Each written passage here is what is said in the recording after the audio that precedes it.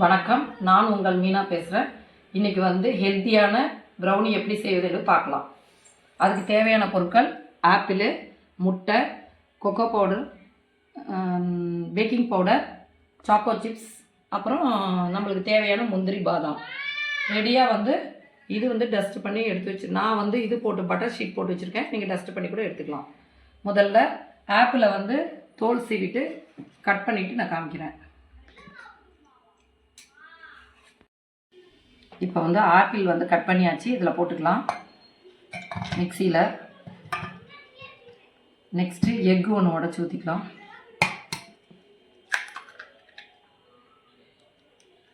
Cocoa powder போட்டுக்கலாம் 2 spoon, 2 அல்லது ஒரு 3 ஸ்பூன் போட்டுக்கலாம்.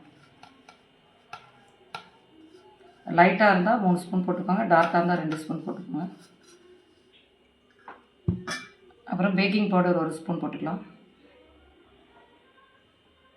அவ்வளோதான். இதை போய் அரைச்சி எடுத்துகிட்டு வந்துடலாம். இப்போ மிக்சியில் அரைச்சிட்டு வந்தாச்சு. இப்போ பட்டர் ஷீட் போட்ட கப்பில் இதில் ஊற்றிக்கலாம். டின்னில்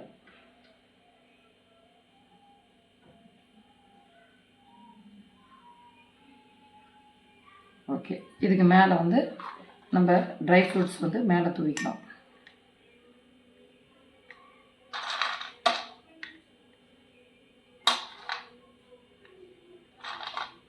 தேவையான அளவு போட்டுக்கோங்க.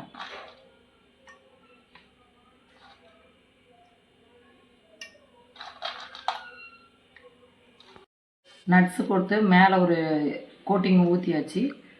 அப்புறம் மேலே சாக்கோ சிப்ஸ் போட்டுக்கலாம்.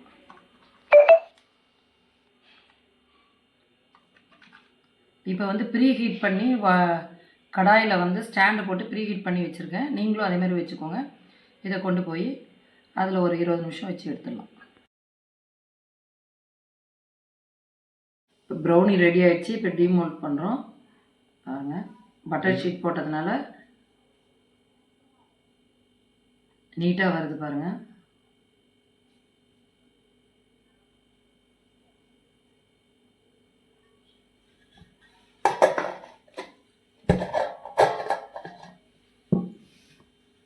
பாருங்கள் எவ்வளோ அழகாக ப்ரௌனி வந்திருக்கு.